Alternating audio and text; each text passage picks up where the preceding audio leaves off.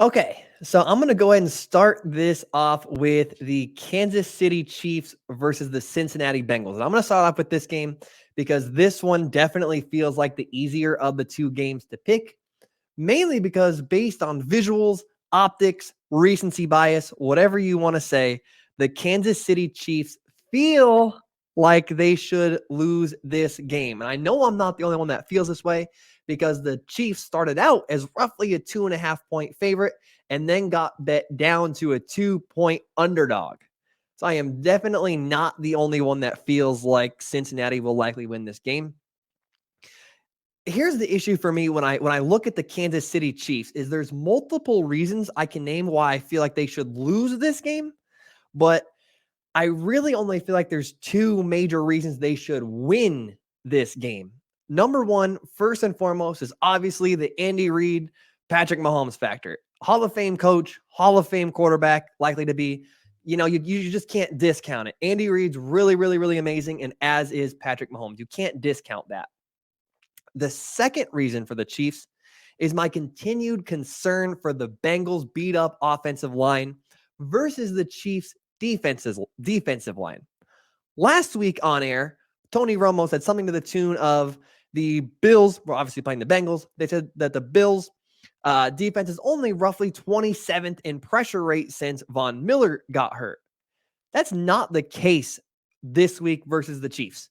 The Chiefs had the second most sacks in the NFL during the regular season, and that has to be something you can feel good about if you're a Chiefs fan going into a game against the Bengals offensive line that's missing two, potentially three starters. Alex Kappa may come back this game.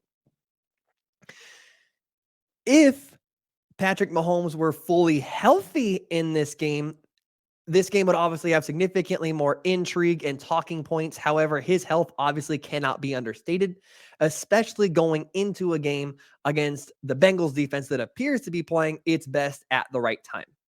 However, there is an interesting trend, if you'd like to call it that, for the Bengals versus Chiefs game. I'd like to thank Warren Sharp for this. Burrow's Bengals are 3-0 versus Mahomes' Chiefs. But the Chiefs have led by 18, 14, and 7 points in these games, have never trailed entering the fourth quarter, have trailed for an average of only 15 minutes each game, and have trailed for an average of only 7 minutes and 52 seconds each half. So based on that, it's worth arguing that the Chiefs have potentially had the better teams. It's just that Cincinnati is resourceful enough to win the games. However, I cannot bring myself to pick the Chiefs in this game for three major reasons. First and foremost, like I mentioned earlier, the Patrick Mahomes injury is a big deal. The dude was limping around trying to hand the ball off on running plays. And mobility is a huge part of Patrick Mahomes' play style. And if he doesn't have as much of that, he may still have some of it, potentially will not have as much of that element. It makes it significantly more difficult to rely on him to win the game. Now, I'm not saying it's impossible. I'm just saying it's significantly more difficult because you're taking out a significant element of his game. Given Patrick Mahomes did practice this week, but I am hard pressed to believe that he is going to be 100%. He's going to be 100% recovered from a high ankle sprain in 1 week. Which plays into my second concern for the Chiefs. Say what you will about Patrick Mahomes and his greatness. Patrick Mahomes has put up a ton of yards, a ton of stats, a ton of touchdowns, throwing to Travis Kelce and a bunch of wide receiver twos and wide receiver threes. And I don't mean that to be disrespectful toward those players, but the NFL is a weapons league. If we look at the wide receiving core that Joe Burrow is throwing to, Jamar Chase, T. Higgins, Tyler Boyd, that sounds significantly better than Patrick Mahomes throwing to Marcus Valdez-Scantling, Juju Smith-Schuster, and an unproven Kadarius Toney. Now, obviously, the Chiefs have Travis Kelce, and the Bengals have Hayden Hurst at tight end. But I'm still prepared to argue that despite that, as an entire pass-catching unit, the Bengals are significantly better.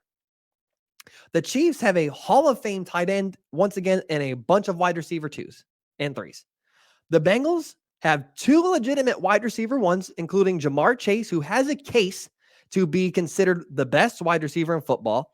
T. Higgins, who has had back-to-back 2,000 yards, or rather back-to-back 1,000 yard seasons, and Tyler Boyd, who is a legitimate number two. And then they have Hayden Hurst, who is a very good, productive tight end for them. That feels like it's advantage Bengals. And to kind of to further that point, the idea behind the Kansas City offense is that they feel they can make their offense work because they have a Hall of Fame tight end, and then they can rely on Patrick Mahomes and his greatness to elevate those other guys. However, in this game, there's going to be a physical limitation for Patrick Mahomes once again due to the injury. So how high can we expect him to elevate that group of pass catchers against a Cincinnati Bengals defense that allowed the lowest completion rate and the lowest passer rating during the regular season, and also has not given up 400 net yards since week 8. I feel like that lack of pass catching prowess has to catch up to them somewhere in a weapons league, and I feel like it is potentially this week. Third point, the Bengals run game looked really good last week against the Bills, and they had the 4th best run defense in the NFL. Meanwhile, last week, the Chiefs defense gave up 6.2 yards a carry to Travis Etienne, 9 yards per carry to JaMychal Hasty, and 8.7 yards per carry to Trevor Lawrence.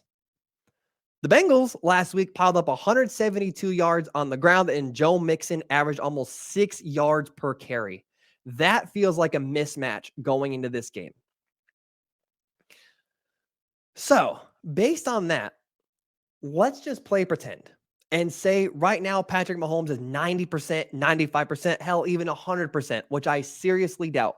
But let's say he's healthy enough that it really doesn't make a big difference in the game. What is the best way to beat great quarterbacks? Establish a run game, make the game shorter, and limit their amount of possessions. The Bengals appear to be in prime position to make that happen, coming off of a dominant rushing performance. So even if Patrick Mahomes is fully healthy, the Bengals are in a unique position to limit his effectiveness just by virtue of keeping him off of the field. So based on all of that, I'm picking this game to not quite be as close as people think. I like the Bengals 31-21. I feel like it's going to be a close game, but Cincinnati pulls away at the end.